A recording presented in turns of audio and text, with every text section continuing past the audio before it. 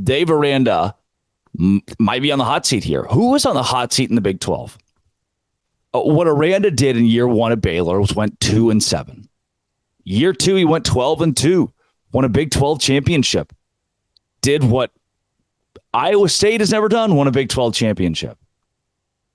Won a Sugar Bowl. The Big 12 doesn't win a lot of Sugar Bowls, and Dave Aranda went and did it. Then this. Last year, he's 6-7. Loses some major recruiting battles. Loses his top 3 recruits to other schools. Says, hey, I'm going to work the transfer portal now. Brings in nearly 15 transfers, which is not, obviously we've learned not enough in college football now. Brings in a transfer class and says, all right, we're going to win with these guys. And then didn't against Texas State. The seat is squarely warm. I was texted by some former players this weekend. It's time to fire Dave. I have always really liked Dave Aranda. I have. The question now is, from a lot of people, is he a head coach? Is he a great defensive coordinator, or is he a head coach? He doesn't show emotion on the sidelines. He doesn't have the ability in-game to fire his guys up. He doesn't bring energy at all or an edge. He doesn't bring, he doesn't stand up for his guys to the officiating crew, right? And I know it's a weird thing to say. It's like, oh, he doesn't argue with the officials and you're upset over that. Sometimes you have to just get a pulse from somebody, some kind of life. Dave doesn't really bring that to a press conference or the field or the locker room. He is a really mellow figurehead. And in college football, where you're seeing the Kirby Smarts and the Nick Sabans and the Deion Sanders of the world dominate, I think you gotta meet the kids where they are, meet the players where they are. Dave, I can't mark you safe anymore. Squarely on the hot seat. And if Baylor doesn't turn this thing around and at least win 7 games, it could be as early as this year.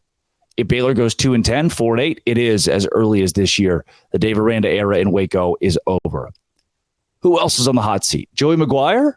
Absolutely not. Absolutely not. That one loss to Wyoming, nobody's firing the coach. Nobody's firing Joey. Was it terrible? Of course. Of course. But he's fine. He is marked safe for a while there after what he did, winning 8 games in year 1 at Texas Tech. Sonny Dykes at TCU. Absolutely marked safe. There's not a conversation for either of these guys. They're in a very similar category of they lost a game that obviously on paper you really shouldn't lose, and your fan base is unhappy that you did lose that game. Is it a fireable offense? Of course not. Do we talk about the word fire here? Of course not. Those two guys are going to be just fine.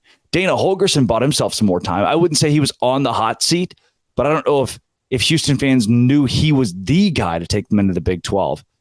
Because I've heard murmurs like, okay, what if Jeff Traylor came to Houston, after this season? Is he on the hot seat? Is Dana Holgorsen on the hot seat? No, I think there's a little heat to it. It's a little warm there, maybe a little warm. But is it hot? No. And after this win against UTSA, he's bought himself even more time because it's a good UTSA team. This is a good win for Houston. I think Dana Holgorsen, with this trajectory, unless they go 3-9, 4-8, marked safe at Houston.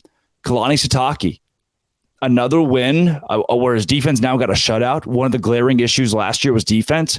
Is Sitake on the hot seat? Again, I don't think so. There are murmurs preseason that if Sitake doesn't get it done this year, that BYU is going to move on. He got it done in week 1. His defense did. His offense was bad. Keaton Slovis was not good. So I don't know, Kalani Sitake. There's a little warmth there. There's a little burner on, but he's not on the hot seat. At BYU, same as Houston, goes 3-9, 4-8. That conversation's reopened. But Kalani Sitake, marked safe. Scott Satterfield, 66-13 in his first win. Very nicely done. Very nicely done. And then 38-15, West Virginia does not cover against Penn State. Neal Brown is not on the hot seat. He is past the hot seat. He's a dead man walking. Weekend of Bernie's, we're just propping him up at this point, and it's getting embarrassing. Neal Brown will not coach at West Virginia next year. The only 2 job openings, that one is guaranteed. West Virginia is guaranteed to have an opening next year. The number 2 hottest seat in the Big 12 now is Baylor. Dave Aranda at Baylor. Kind of a wild thing to consider, but it is the case now. It is the case. Right here on Locked On Big 12, part of the Locked On Podcast Network, your team every day. I'm going to go back to my Labor Day festivities. Thanks for making Locked On Big 12 your first listen every single day. This has been, it always will be, Locked On Dose Grande.